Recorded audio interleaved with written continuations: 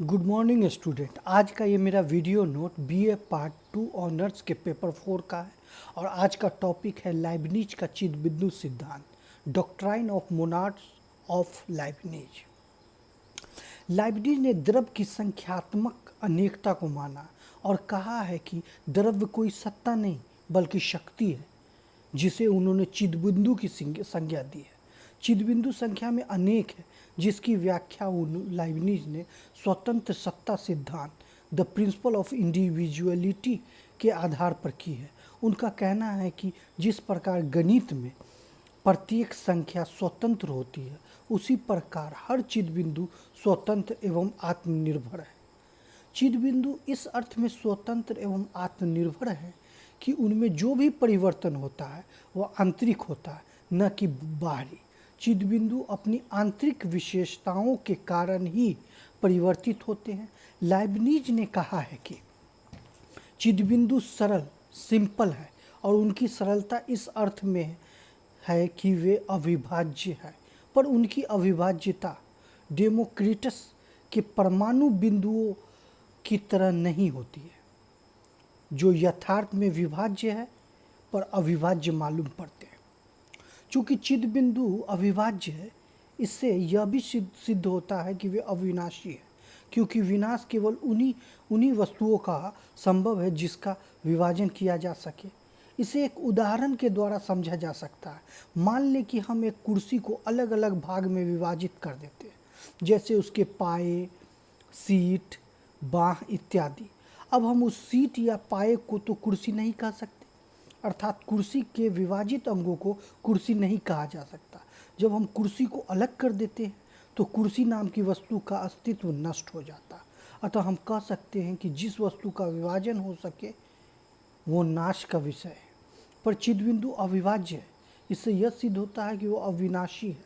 Leibniz ने कहा है कि यह भी कहा है कि इन अविनाशी चिदबिंदुओं का यदि ईश्वर चाहे तो विनाश कर सकते। लाइबनिज ने इस चिदबिंदुओं में जो सर्वश्रेष्ठ अर्थात परम चिदबिंदु क्यून मोनाड या गॉड मोनाड है, उसे ही ईश्वर कहा है और बताया है कि यही ईश्वर चिदबिंदु अन्य सारे चिदबिंदुओं का निर्माता है। लाइबनिज यह मानते हैं कि जितने भी चिदबिंदु हैं उनमें गुणात्मक अंतर है। विश्व की प्रत्येक वस्तु, यहाँ तक कि एक वृक्ष के सभी पत्ते अलग होते हैं। एक ही नदी की पानी की बूंदें, एक ही दीपक से निकलने वाली दीप एक दूसरे से भिन्न है तथा एक दूसरे से पृथक और स्वतंत्र है। लाइबनिज ने कहा है कि यही कारण है कि एक माता पिता के दो पुत्रों में अनेक विभिन्नताएं होती है, जबकि वे समान वातावरण में पलते हैं।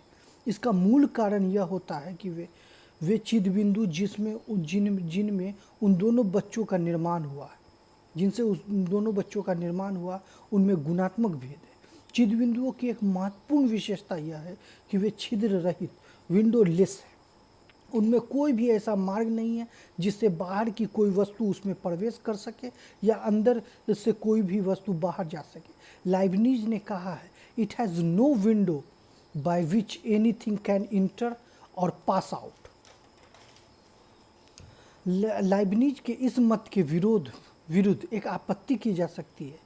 यह कहा जा सकता है कि यदि चिदबिंदु छिद्र रहित है और उसमें न तो कोई बाहर से प्रवेश कर सकता है और न कोई बाहर जा सकता है, तो फिर चिदबिंदुओं को एक दूसरे का ज्ञान किस प्रकार होता है।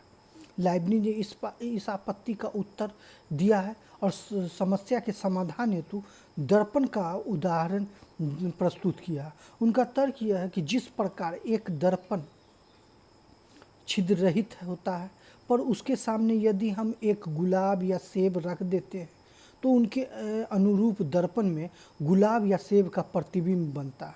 ठीक उसी प्रकार यह सारी वस्तुएं छिद्र रहित चिदबिंदुओं से निर्मित है, फिर भी उनमें एक दूसरे का ज्ञान होता है।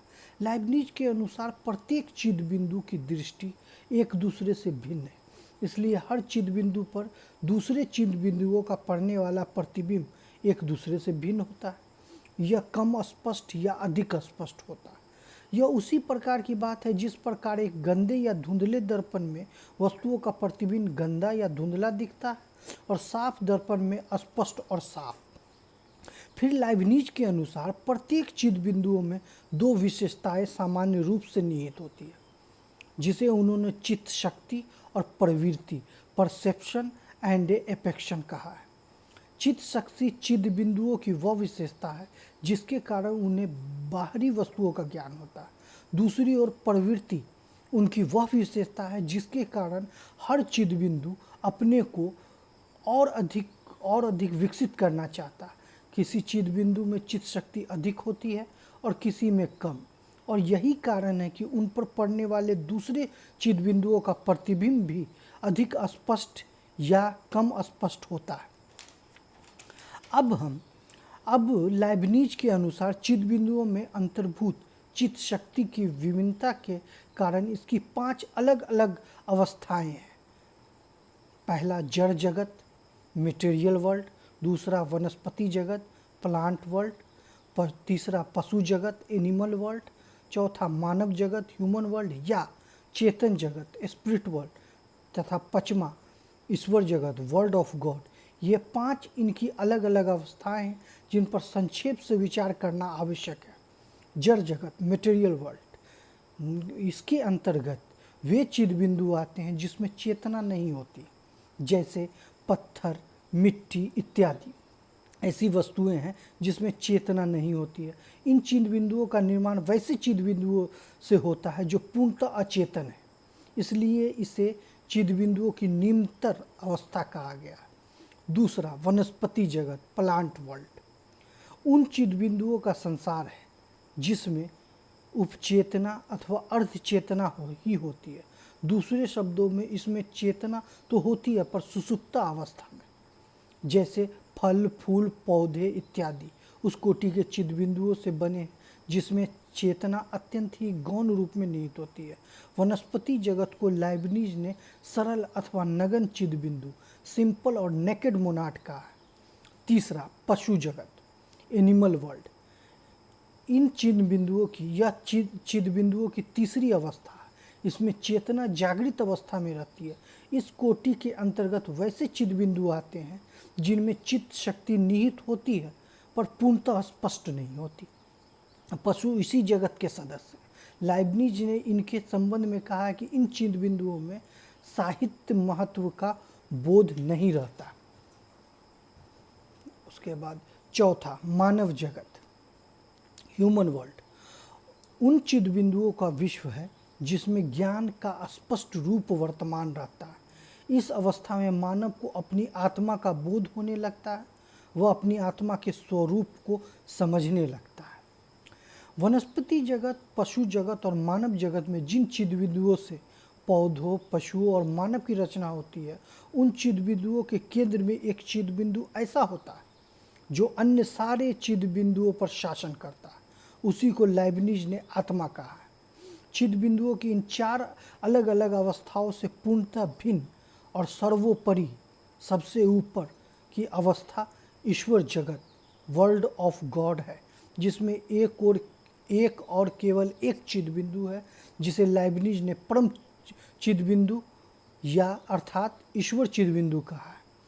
लाइबनिज के अनुसार यह परम चिद बिंदु ही प्रकृति के अन्य सारे चिद बिंदुओं का एकमात्र निर्माता और विनाशक है।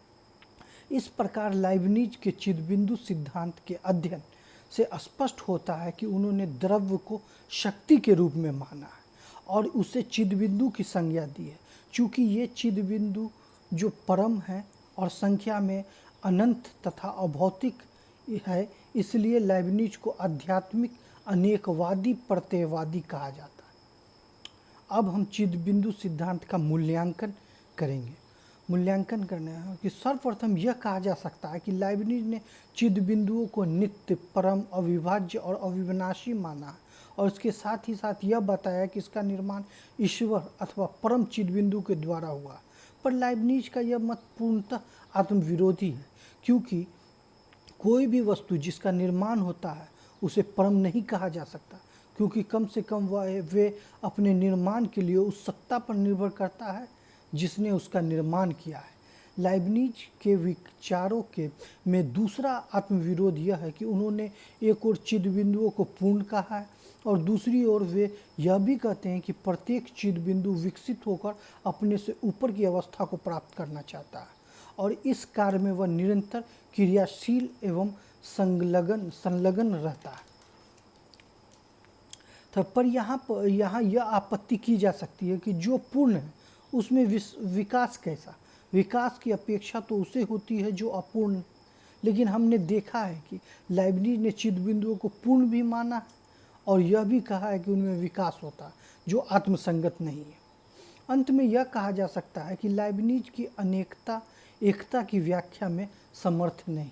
लाइब्निज ने स्पिनोजा के विरुद्ध यह आक्षेप लगाया था कि स्पिनोजा सत्य की संख्यात्मक एकता को मानते हैं जिससे प्रकृति में दिखने वाली अनेकता की व्याख्या नहीं की जा सकती, पर उनका यह तर्क स्वयं उन पर भी लागू होता है। यदि सत्य अनेक है तो फिर प्रकृति में देखने वाली एकता की व्याख्या कैसे की जा सकती है? उपरोक्त आक्षेपों को देखते हुए हम कह सकते हैं कि लाइब्निज का चिदबिंदु सिद्धांत पूर्णतः संगत और मान्य नहीं है। और इसी के साथ लाइब्निज का चिदबिंदु सिद्धांत यहाँ पर समाप्त होता है और आगे का वीडियो नोट बाद में डाला जाएगा। धन्यवाद।